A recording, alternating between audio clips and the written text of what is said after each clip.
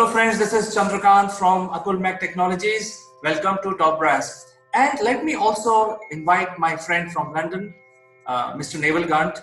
Naval, welcome to Top Brass. How's the morning today in your city? Good morning, CK. Bright and early, same time as usual, and it's actually quite sunny out there in London, but a bit chilly. And I'm going to focus on a bit chilly, really, because I'm getting a bit chilly this week. And the reason I'm getting a bit chilly is because people are saying, sorry, I'm late.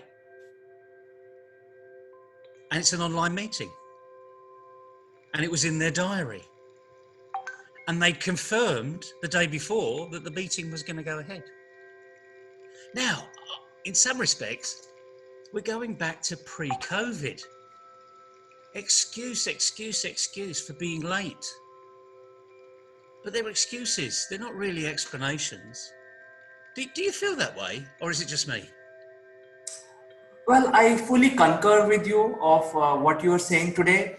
And since 99.99% people are working from home across the world, with no one as an exception, we can jolly well maintain a diary and follow the diary. I mean, even while working from home, you're not expected to work for 24 hours. You're expected to work for 7 to 8 hours. So you can jolly well maintain your timing, specifically because the other person who has given his time also is important. And if you know that something is going to happen and you're not going to make to that meeting, you would know upfront, and you can't give excuse of traffic and a lot of other issues, flat tire, car breakdown. None of those excuses will work anymore. So I don't think that's an excuse now. It's funny you should say it. None of those excuses will work anymore. There's a book of excuses, you turn the page out. I haven't used that one for a while.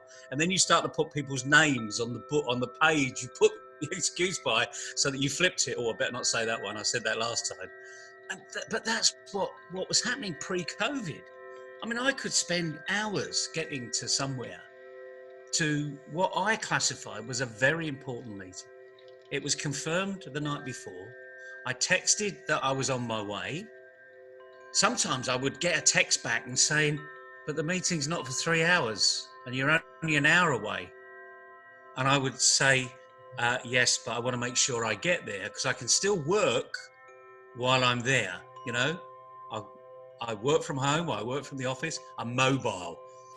And they say, yeah, okay. And do you know what? They turn up late. And I just can't understand why they do that. When you look at what they say on their LinkedIn profile or their Facebook profile or their Twitter profile or any other platform profile, and they're inferring that you matter. Now, whether you're a customer, a client, or something else, they're buying from you, so they're your client. There's this word that's we talk about all the time, but perhaps we don't really understand it. Now, I'm not going to say what that word is, because what I would like to do now is just ask you, if I ever turn up, just very personal now, if I turn up late for a meeting that you and I have locked into, and let's face it, we know each other quite well, and I just say nothing, and I'm there 10 minutes late, and I say, oh, sorry, CK, sorry I'm late. If I did that regularly, how would that make you feel? Well, I think it's a straightforward auto-suggestion in my mind, and that would be, hey, I think Naval is going to be late. So anyway, he's going to turn up at 12:10, so let me also be late. I will also take it easy, so I will not be sticking to my own time with regard to Naval. So I think it's very straightforward auto-suggestion. And the thing is, we know each other quite well, but now imagine we didn't know each other quite well. Okay, so we have a little latitude. We have a trust basis that we've built up. But in the business world, we don't really know our customers, our clients, our supply chain that well. We don't even know our employees very well, let's face it. You know, as we found out during COVID, many people have no empathy. So let's now imagine you don't know me. Let's imagine that you and I are going to be talking to a customer and we booked a time. Let's say it was this morning, okay? And we booked a time and you confirm with that person earlier and we're both there, we're raring to go. And that person, then you phone the person up as we're raring to go and they say, oh, sorry, I forgot. How does that make you feel? Well, I think not a nice feeling. It's not a nice feeling. It's a feeling says, oh, okay, he forgot. Okay, so and it's being polite to say that okay, let's reschedule it. But I don't think it's a nice feeling. No, the thing is, I'm focusing on the feeling part because this is a feeling issue. You know, we diarised it. Google has sent us an alert. I can understand people that don't diarise it, frankly, and try and think of all their meetings in their head. I mean, in this day and age, that's got to be close to madness, frankly, especially if you're working in a business type arena, because Google can send you an alert. I mean, I set up a Google alert on all of my diaries, even for our regular daily program. It sends me a Google alert half an hour before because I know half an hour, you know, we're 4.5 hours apart.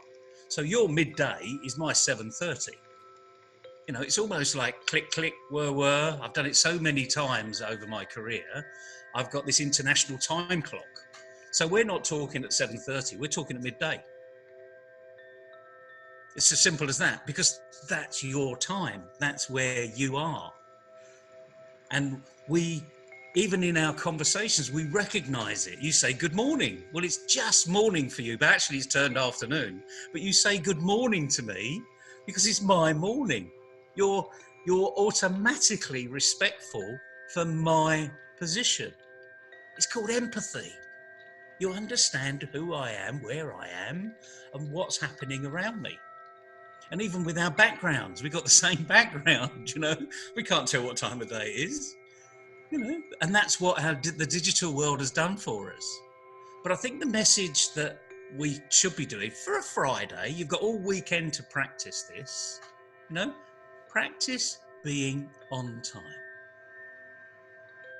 And mostly everyone listening here, this is going to be about family. This is if you can't be working with your family and be respectful for your family over this weekend, then you've not got much chance of being respectful for anybody else. Because what we remember is who we are is what we are, no matter where we are. So you're the same person and I'm the same person. You know, we might dress slightly differently when we're in a casual family arena as opposed to a casual business arena. But maybe we don't. But fundamentally, we're the same person. So, like anything else, you know, I have immense respect for you being on time. So if I've never said that to you before, thank you, my friend. It really does help me keep my diary running because I've got a very busy diary, as you know. And more importantly, everyone that I'm working with after you and I finish, you're very respectful for them because we always finish on time. We always finish on time or slightly early, which is great. And that's a message for today. Remember, if you're late, what's the impact on that other person? And saying sorry is great, but is it good enough? I would like to share my own personal experience of success because of being on time. You know, there are a lot of traffic issues in various cities. You know, some cities have big traffic, other cities will have small traffic, but you know, traffic is everywhere. It's a universal phenomenon. So what I used to do as a sales leader, sales head, I never used to go to my office because the whole thinking is that if you go to office, then you're not doing sales. Your work is in the field. And I used to always tell my team, hey, what are you doing in office? If somebody reaches the office, this is not your place of work. Your place of work is field. And I used to follow that. And I'll tell you exactly where I'm coming from. I used to operate from a parking lot. I used to start from my home, not go to the office, go to the parking lot, which is closer to the client. And that day, that parking lot would become my office. My car would be my cabin. And in the parking lot, there's a whole lot of support. You know, if you want to have beer, it is there. There is a beer bar. You want to have pizzas, it's there. So everything is available. So why are you missing your office? But if the customer calls me, I'm able to go to him within 5 minutes because he is close to the parking lot.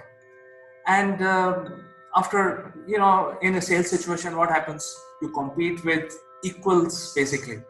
The other company may be equal to you and all that. The customer gave me a feedback that why I'm giving an order to CK and his company simply because whenever I call him, he is like 5 minutes away. Do you know what? That is absolutely brilliant, because I know a lot of people are going to say, "Oh, what a great idea." Do you know the number of times I've heard that from really good salespeople? Far more times than I've had hot dinners, because they've got respect. Because this isn't about money. This is about working with your customer, working with your client. And it's great when you get feedback like that, because you know that they appreciate what you're doing. And that's the whole business. I mean, we've really expanded this today, So we've gone from contact to contract, that one letter change, relationship. And that's what all this is about. It's about building a relationship. So if I know you're always going to be late, guess what? I'm not going to be particularly bothered to being early. Because it's that reciprocal arena that we need to remember. That's what happens. This is such an important issue, actually. It's in the foreword of one of our books, one of our MindFit books, Behavioral Waste Management, we call it. And it's literally the foreword. He was only 15 minutes late.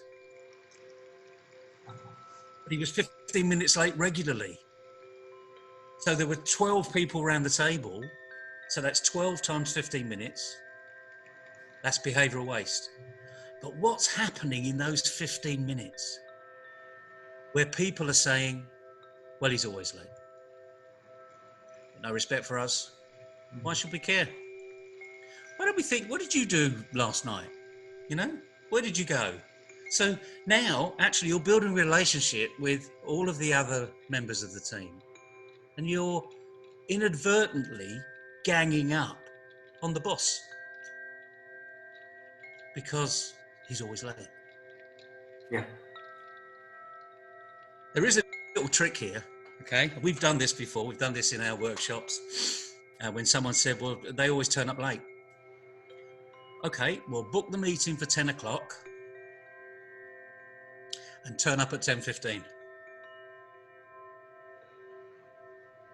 Because they're always 15 minutes late. So the meeting actually starts at 10:15, but the reality of life is you booked it for 10 o'clock in their mind. That's right. So there are tricks you can do here, and you can have a bit of fun doing it. But the point about today is you've got all weekend to practice this. Remember, being late regularly means you've got the problem. No one else has. You can no longer, because of COVID, because of the digital world, you can no longer blame the traffic. You can no longer blame the school run. You can no longer blame the policeman that pulled you over because they needed help. You can no longer blame the fact the coffee shop wasn't open, because you can't get coffee these days, not at the moment. No, it's a digital world. So if you're late, you've got the problem, nobody else. This is not about time management. It goes deeper, much deeper than that. So, same time, same place, same channel, Monday, CK? Absolutely. In fact,